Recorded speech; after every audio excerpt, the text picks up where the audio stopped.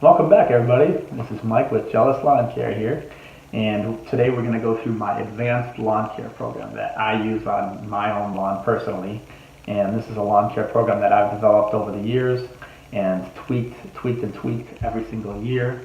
You know, you will not find one lawn care program, whether it be mine or someone else's, doesn't matter whose it is, nothing will work perfectly for every single person's lawn.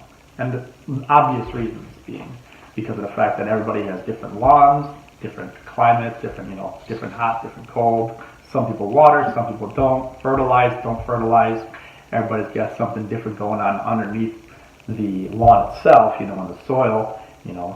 Some may be high in nitrogen, low in nitrogen, acidic versus non-acidic. So there's a lot of different things going on. So what I would recommend is you start with one lawn care program and you tweak it little bit and little bit. Obviously in total, most lawn care programs will be the same. But the biggest thing, I guess, that I would say is the timing. Figure out what works the best for you, what doesn't, whether you need to add lime, if you don't need to add lime, how often to fertilize, how often to seed, when to seed. Some things you see results in right away. Some things it takes, a good year, like maybe grubs. So grubs you don't see any benefits really for another year if you're doing that preventative grub worm control. So, which I'll be getting into. So, without further ado, let's jump into it. So, again, if you guys haven't done it before, make sure that you have a book of record. This is my little Excel spreadsheet that I have that I write down so I can check my timestamps and say, okay, I want to make sure I don't fertilize, here and then I'm fertilizing again right away, and then, that mixes up and you're not supposed to use weed control because that stops the seed growth. There's a lot of, problems that you could do if you don't have a timetable out and just throw stuff down without thinking about it. So it's good to have a nice course of action. You can plan ahead and say, okay, this day I'm going to do this. Because, like, for example, if you have weed control and you put down a weed control like a pre-emergent, you're going to have issues with seed growth. So you don't want to, put those two too close together because of the fact that one will stunt the other. So, and sometimes you're supposed to water, maybe after, let's just say after seeding you want to water, but if you just fertilize, maybe some fertilizers, depending on what you're using, don't want any water for, let's say, 24, 48 hours. So Scott's Weed and Feed is an example of that, which we'll get into in a little bit. All right, so first step is right around the real early spring, right when the frost is all done for the year, and it's around 40, 45 degrees on average, I would say to do a light raking of your grass. And when I say light raking, this is a very light raking. This is just, you may have ground that's, recovered from snow mold. It's been a lot of pressure on that over the winter time because of snow or because of trampling. I mean, most of the grasses are dormant now in the winter time. Therefore, what we're going to do is we're going to do a light raking. It's going to, pick up some of the dead grass. It's going to pick up some of the leaves, some of the debris that's left over from the whole winter time.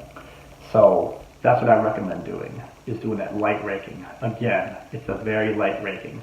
This way, it lets the grass breathe a little bit earlier, getting it ready for what's to come, the big spring season, which is very big on lawn care.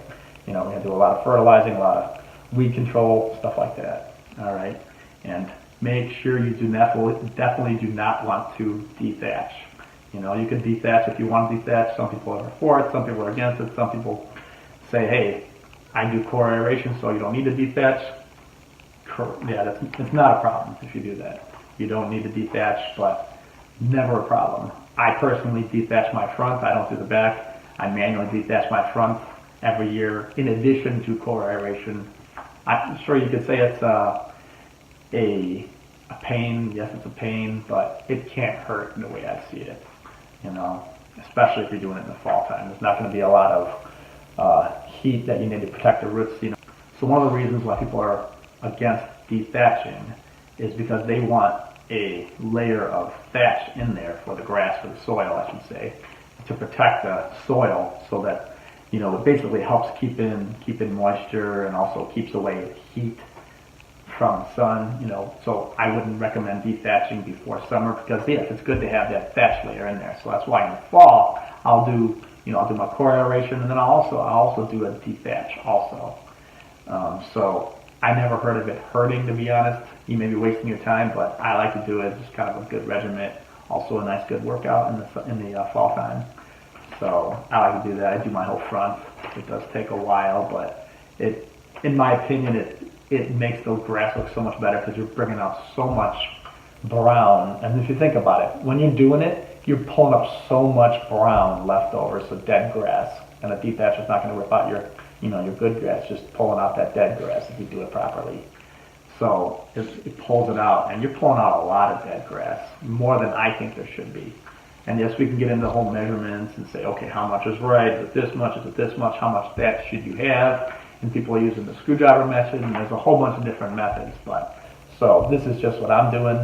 This has worked best for me. So to each their own.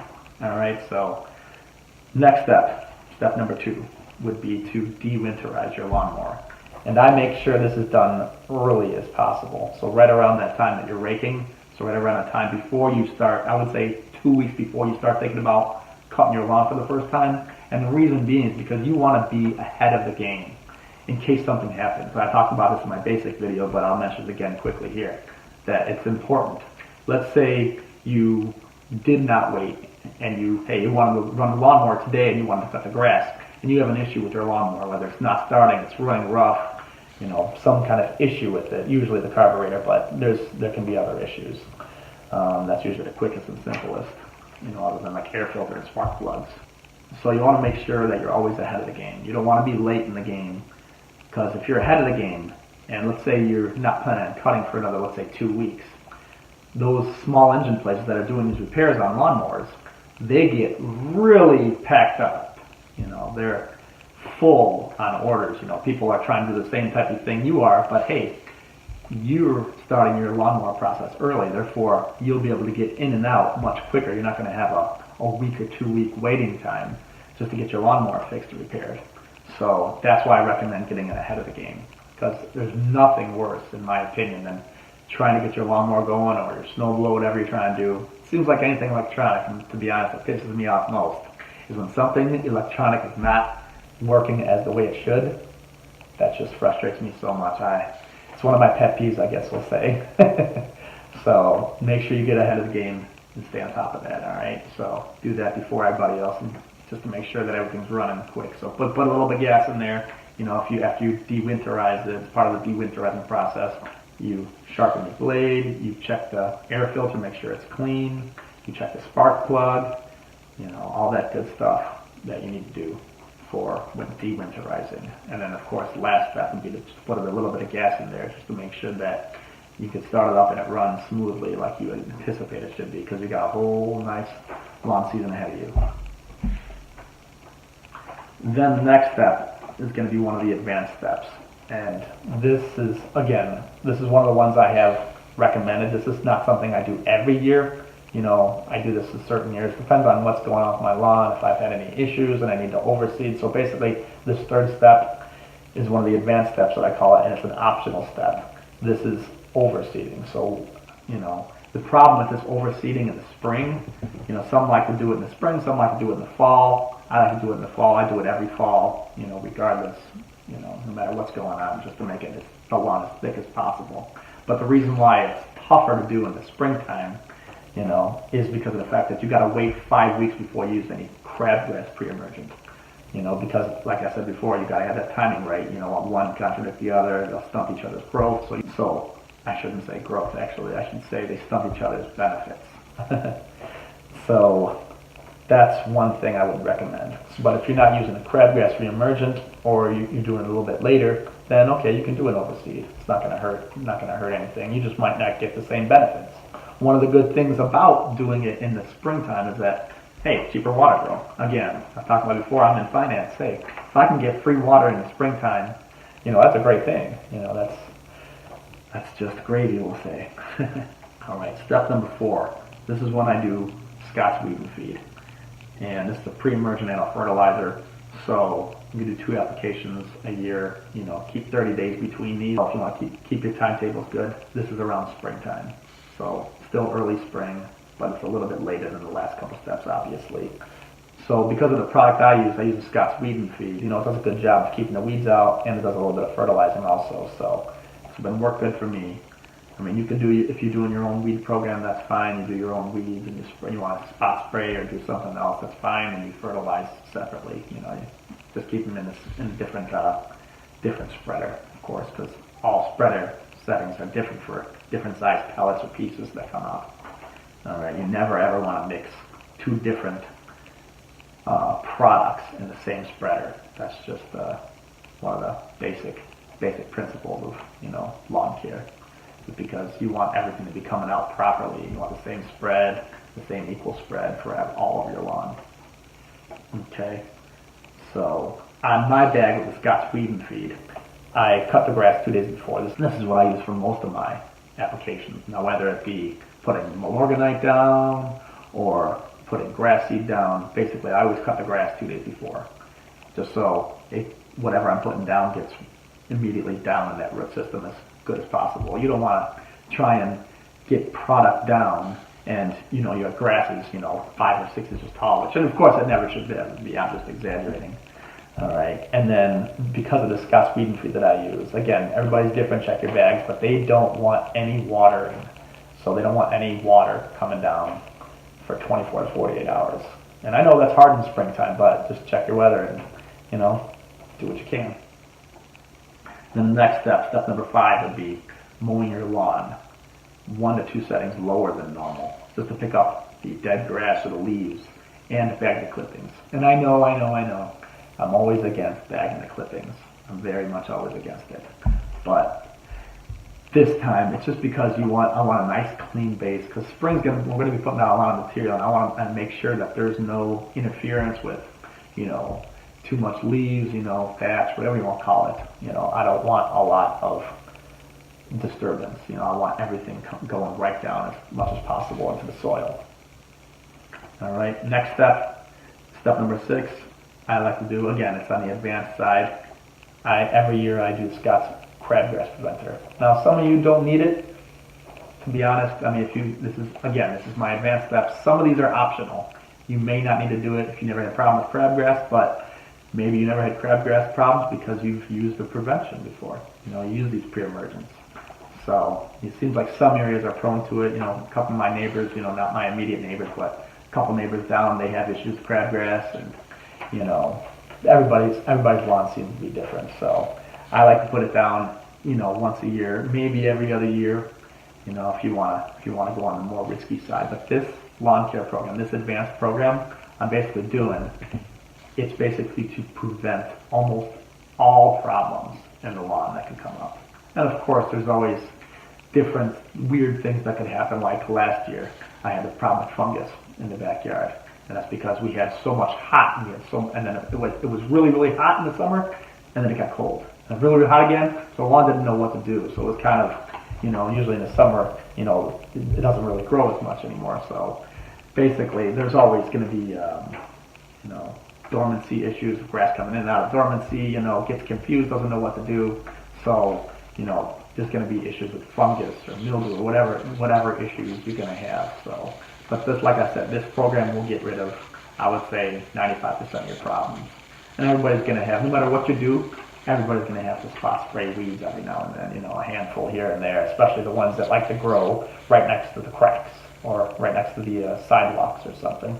That's just commonplace. Realistically, everything happens, along those cracks or along the edges, edges of the house. Seems like that's where I get a lot of them because, there's less competition with other grass because, hey, half the side where your grass side, it's grass, but then on the other side, it's just concrete, and below that's, soil and clay, of course. But because of that, there's not as much competition, so the weeds can grow there. And also because of the fact that when you're doing your spreader, you're spreading the seed, it's hitting up against the wall, so it may be bouncing off and coming off, so it's not getting the same care as the rest of the lawn, we'll say, because of the spreader.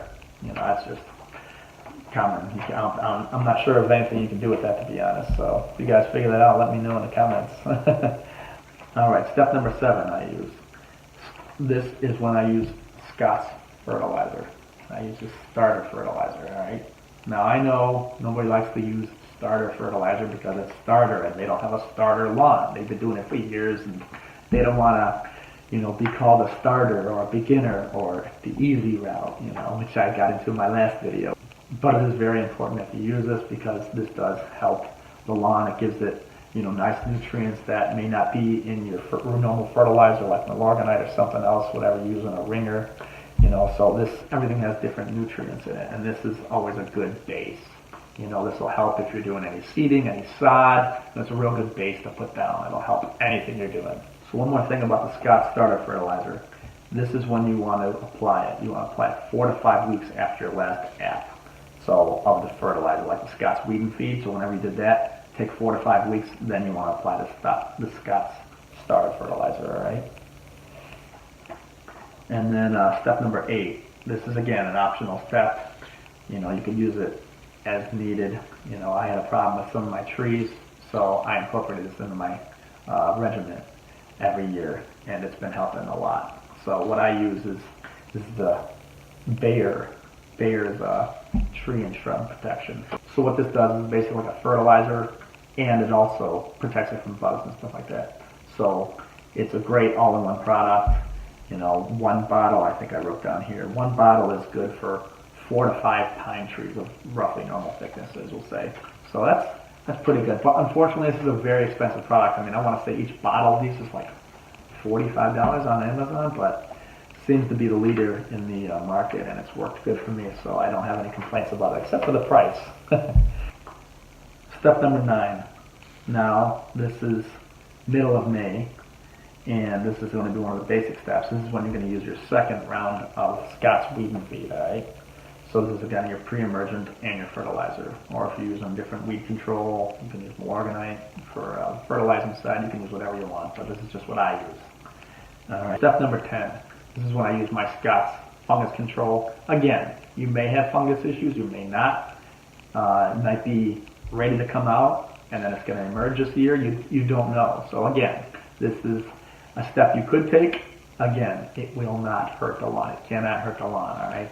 So I recommend putting it down. This program is designed to alleviate any issues in your lawn that should develop in the course of the year, all right? So this is, again, I do this Scott's fungus control right in the middle of May, all right? So definitely recommend it. Don't skimp because it's like $20-something. Just go out and do it because it's worth it. All right, you don't want to have a lawn with fungus problems, disease problems. This will fix a whole bunch of your problems that could develop. All right, so to spend the money, it's worth it. The last thing you want to be is that one neighbor on the lawn that has brown spots all over.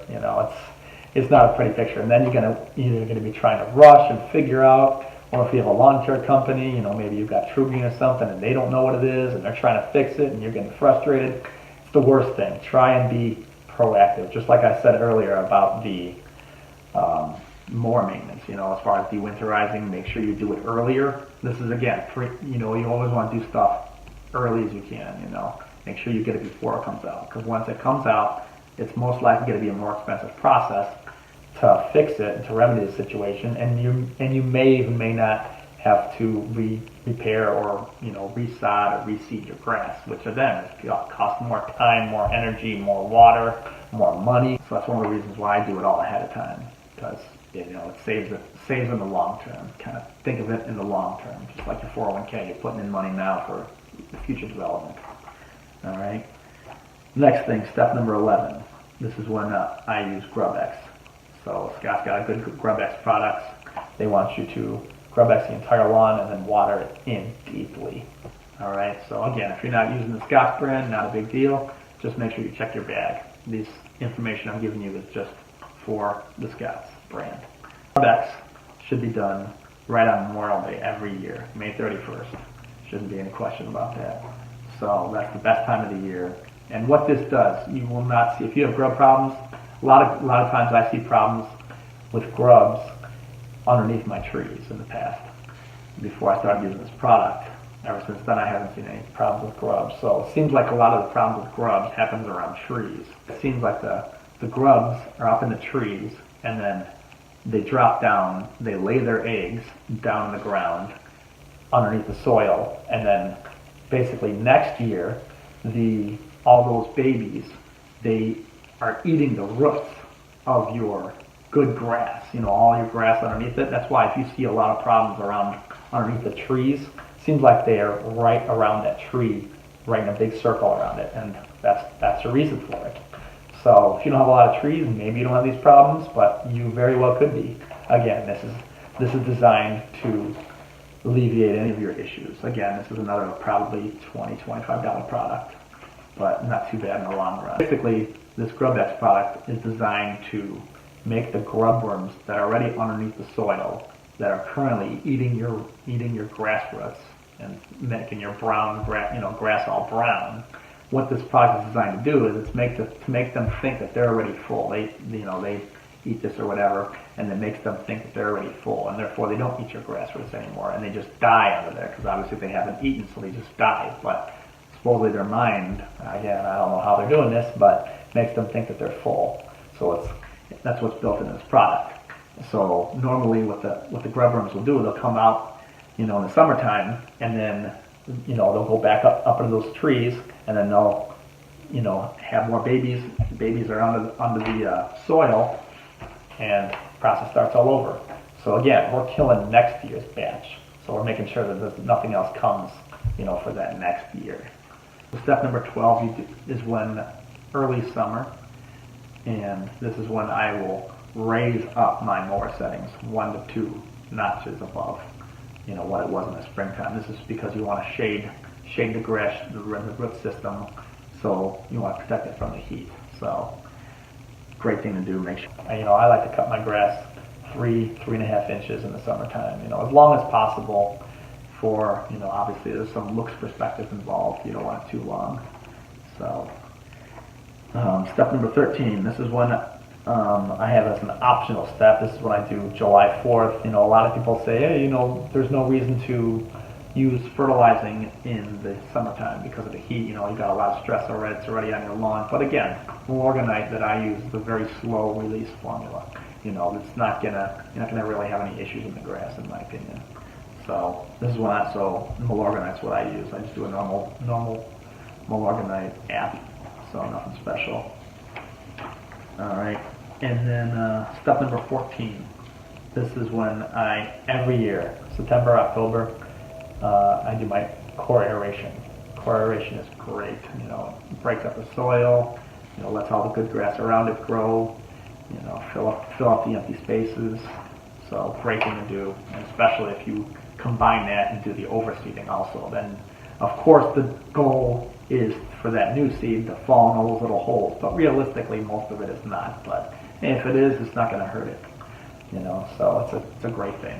So overseeding is always a good thing, especially if the ground is opened up. And along this line, when I'm doing the overseeding and the aeration, so once that's done, I get the aeration, immediately overseed, and then I immediately do a Scott's starter fertilizer again. Or maybe this time of the year, like last year, in the beginning of the year, I already talked about the starter fertilizer from Scott's. Now, this time of the year, maybe I'll do the Ringer Lawn Restore, which is what I did last year. So I like to mix it up just to make sure that your lawn has the right nutrient base, because the base is probably the most important thing to a healthy lawn is checking the base foundation of the soil. Why maybe your lawn is better or worse than your neighbor's, Of course, and it's all maintenance, It's not going to be fixed right away, no matter what your lawn problem is. It's going to have to be, takes time. So, but that's why you're here on the advanced step, right? You're here, you want to learn how to get your lawn to be that much better than all your neighbors, right? That's the goal. We're trying to make everybody jealous. Both sides of our neighbors, across the street, whatever you got going, everybody will be jealous if you follow this lawn care program. And then step number 16, also at the same time as I'm throwing down my starter fertilizer or my ringer, either one or the other, then I'm doing my overseeding also. Then I'll also throw down Milorganite also. So, none of them will hinder each other, we'll say. They'll all work good together, we'll say, get that last boost of nitrogen in there. This will make you look even better just for the October time frame, around that Halloween time frame that we all want our grass to look the best. So great time of the year to do it. All right, so it's a big time when you do the aeration. You want to do all three of those at the same time. You get the best bang for the buck. But make sure you water a lot. Now this is probably the most expensive portion in my opinion. I mean, it depends on where you are, how much your water bills are, but my water bill I know goes up probably $100 because I'm watering that much. So the reason why you want to water a lot is because of that seed. So what I use is Kentucky bluegrass because I like a nice uniform look for my grass. I don't want to see different types of grass in there. Sure, some like it, some don't, but I like to stick with all one, natural look. So I do that, and because of that, the germination period is much longer for Kentucky bluegrass, versus, perennial rye or something else. So definitely recommend you water a lot. And how do you know it's a lot? I mean, sure, you can use use one of those cans or something like that and measure a half an inch or something. But basically just, you can pretty much feel it out. Like I'm watering in the first week, I water 3 times a day, pretty deep. And then second week, I would say I water twice a day for 15 minutes. Then the third week, I'm still watering twice a week. Then that fourth week, by this time you should probably already see some little grass seedlings already coming up. It's not going to be tall or anything. It's just going to be, you're going to start seeing that new growth. In that fourth week, this is when I'll start backing it off and start to water once a day, but deep, once a day for like 30 minutes. So it's a lot of watering. So expect to see increased prices in your water bills.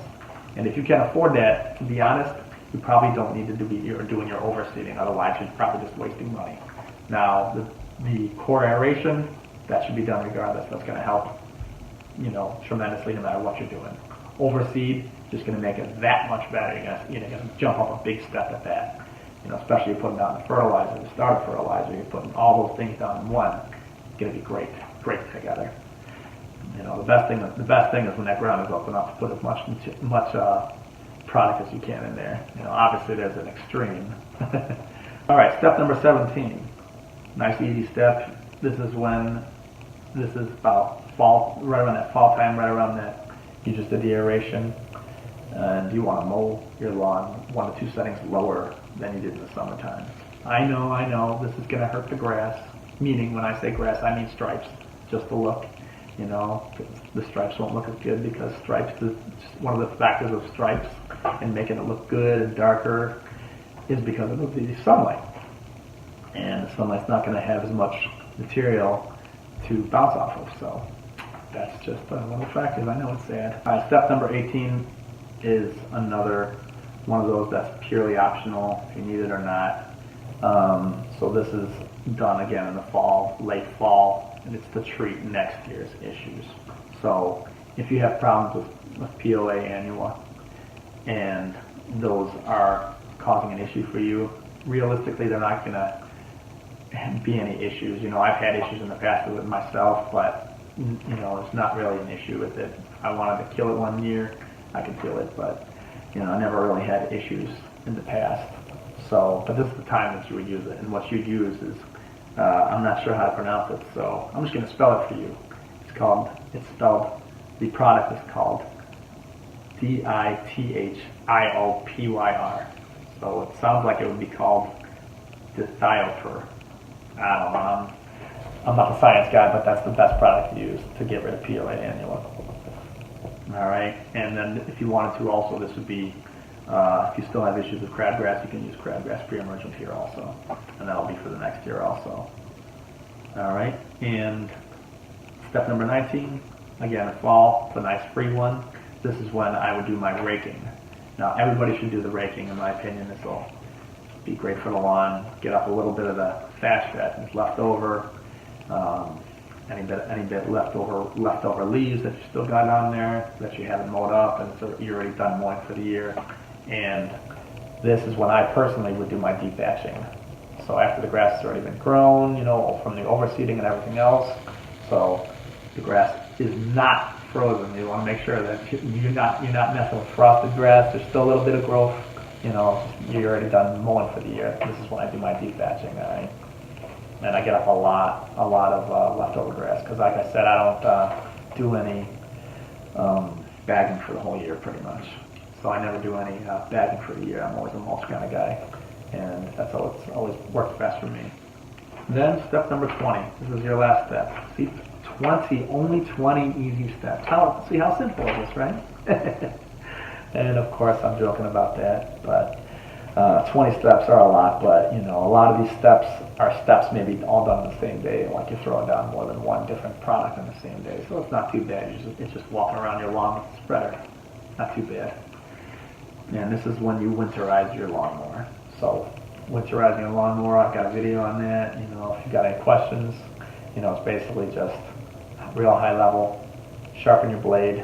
Again, you can do this in spring or winter. Everybody's different with what they'd like to do or what the time commitment allows. So just make sure you sharpen your blade and you change your oil. Change your oil every year for sure. You check your spark plug, see if it needs replacement or not. It's very cheap. If not, you know, it's probably like $3 or something. And then check your air filter. Air filter, again, a few dollars. You know, if you want to replace it or clean it out using shop vac or something like that. And then also something that I recommend, you know, every lawnmower's got a different base, whether it be maybe plastic or some kind of rubber underneath, or if it's metal underneath. But I always recommend cleaning, you know, scraping with a putty knife is what I use, you know, under the underneath side, because you're going to have a lot of debris and grass that's stuck on there from whether it be maybe you're cutting when it was wet, or of course none of us ever do that. And of course, yeah, I had video on that you guys probably seen.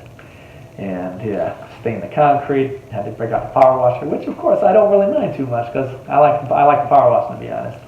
It's kind of fun. So that is it. That is the quick and simple advanced lawn care program that I use on my lawn.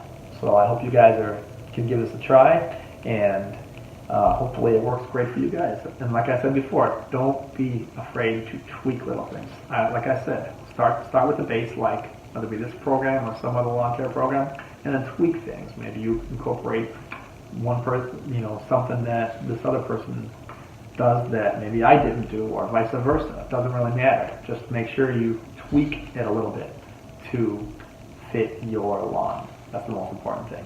All right, so if you guys have any other questions, feel free to shoot me something in the comments. All right, look forward to hearing from you guys. All right, see ya.